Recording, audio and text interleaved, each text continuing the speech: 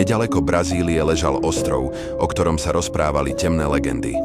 Bol to Hadí ostrov, miesto zahalené tajomstvom, kde sa hovorilo o mužovi menom Ignacio, bohatom obchodníkovi s neuhasiteľnou chamtivosťou.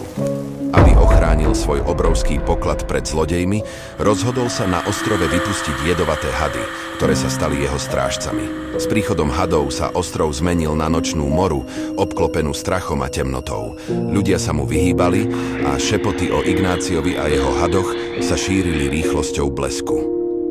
No Ignácio, presvedčený o svojej moci, sa stále vracal na ostrov, aby skontroloval svoje zlato.